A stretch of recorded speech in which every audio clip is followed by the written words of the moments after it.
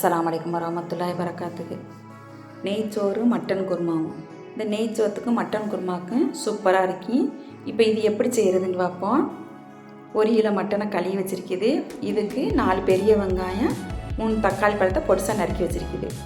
இப்போ இந்த மட்டனில் கொஞ்சமாக வெங்காயத்தையும் தக்காளியும் போட்டுக்கிறேன்னு, 1 கப் தயிர் ஊற்றிக்கிறேன்னு, 2 ஸ்பூன் கறி மசாலா தூள், உப்பு, இது எல்லாத்தையும் நல்லா கலந்து விட்டு ஒரு அரை மணி நேரம் ஊற வச்சுறேன்னு.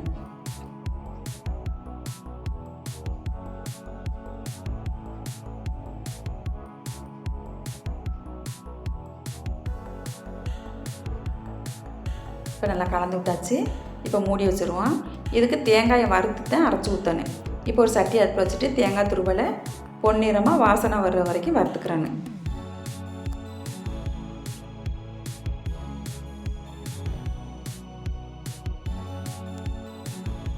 இப்போ வறுத்தாச்சு. அடுப்பை ஆஃப் பண்ணிவிட்டு ஆற வச்சுக்கிடுவோம். இப்போ குருமாக்கு தாளிச்சுக்கிடுவோம். ஒரு சட்டி அடுப்பில் வச்சுட்டு நெய் கொஞ்சம், கடலை நான் கொஞ்சம் ஊற்றிக்கிறேன்னு, பட்டை, கிராம்பு, ஏலக்காய் போட்டுக்கிறேன்னு, வெங்காயம் கருவேப்பிலையும் போட்டு தாளிச்சுக்கிறேன்னு.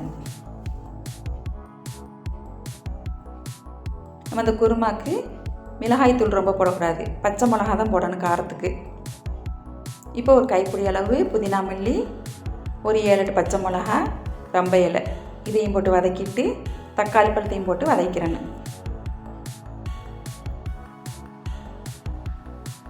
எல்லாம் நல்லா வதக்கவும் அரை ஸ்பூன் மிளகாய் தூள் போட்டுக்கிறேன்னு. மிளகாய் தூள் நல்லா வதங்கவும் 2 ஸ்பூன் இஞ்சி பூண்டு பேஸ்ட்டையும் போட்டு நல்லா வதக்கிறேன்னு.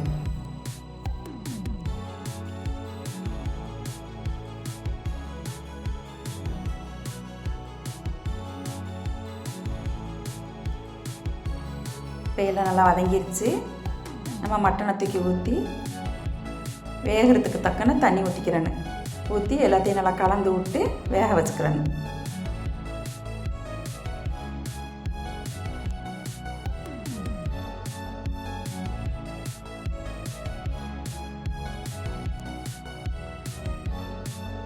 இப்போ நெய்ச்சோத்துக்கு அரிசி ஊற வச்சுக்கிடுவோம்.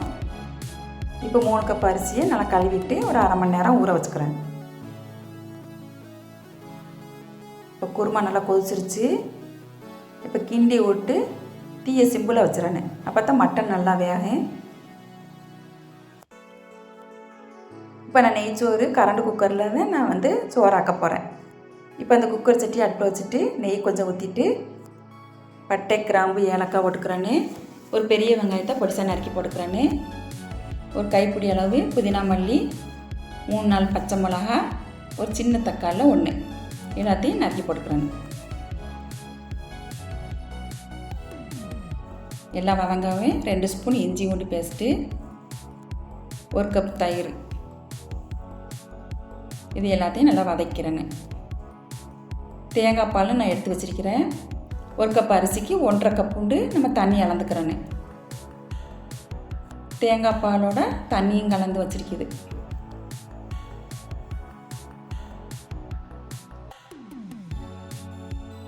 இப்போ எல்லாம் நான் வதங்கிருச்சு. தேங்காய் பாலையும் ஊற்றிட்டு ஒக்கமுடி தண்ணியும் ஊற்றிக்கிடுவோம். நம்ம 1 கப் அரிசிக்கு 1.5 கப் அளந்து ஊற்றிக்கிறேன்னு. இப்போ தேவையான உப்பு போட்டு நல்லா கலந்து விட்டு கொதிக்க வச்சுக்கிறேன்னு. இப்போ நல்லா கொதிச்சிருச்சு. அரிசியை போட்டு நல்லா கலந்து விட்டுட்டு நம்ம குக்கரில் தூக்கி வச்சுறேன்னு. இப்போ கரண்ட் குக்கரில் நம்ம வேக வச்சோம்னா தம் போட தேவையில்லை. இப்போ தேங்காய் நல்லா ஆறிடுச்சு. மிக்சியில் அரைச்சிக்கிடுவோம். தண்ணி ஊற்றி அரைச்சிக்கிறோம். இப்போ அரைச்சாச்சு. இதை ஒரு பாத்திரத்தில் ஊற்றி வச்சுட்டு இதே கப்புலையே ஒரு 10-15 முந்திரி பருப்பு, பொட்டுக்கடலை கொஞ்சம், இதையும் கொஞ்சம் தண்ணி ஊற்றி அரைச்சிக்கிறேன்னு. இப்போ அரைச்சாச்சு. இப்போ குருமாவுலேயும் கறி நல்லா வெந்துருச்சு. உருளைக்கிழங்கு தேவைன்னா உருளைக்கிழங்கு போட்டுக்கிடலாம். நான் கொஞ்சம் உருளைக்கிழங்கு போட்டுக்கிறேன். போட்டு எல்லாத்தையும் கலந்து விட்டு உருளைக்கிழங்கு வேகாமல் நம்ம அரைச்சி வச்சிருக்கிற அந்த கடலை, முந்திரி பருப்பை ஊற்றிக்கிறேன். ஊற்றி எல்லாத்தையும் நல்லா கலந்து விட்டுட்டு தேங்காயும் ஊற்றிடணும்.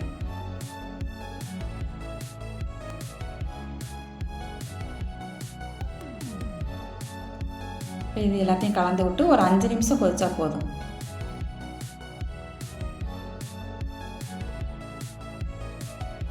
நல்லா கொதிச்சிருச்சு. ஒரு லெமனை புழிஞ்சு விட்டுக்கிறேன்.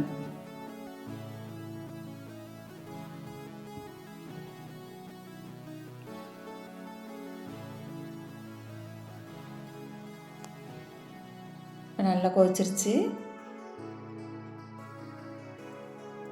இப்போ உருளைக்கிழங்கு நல்லா வெந்துருச்சு, மட்டன் நல்லா வெந்துருச்சு. இப்போ கொஞ்சமாக புதினா மல்லியை போட்டு அடுப்பை ஆஃப் பண்ணிடணும். Mutton kurma ready. ரொம்ப இலை 2 போட்டுக்கிறேன் மேலே. சோறும் வெந்துருச்சு.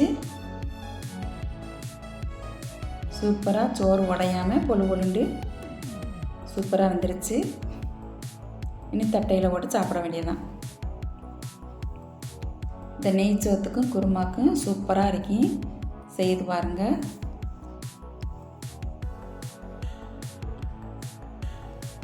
லைக் பண்ணுங்கள், ஷேர் பண்ணுங்கள், கமெண்ட் பண்ணுங்கள், சப்ஸ்கிரைப் பண்ணுங்கள்.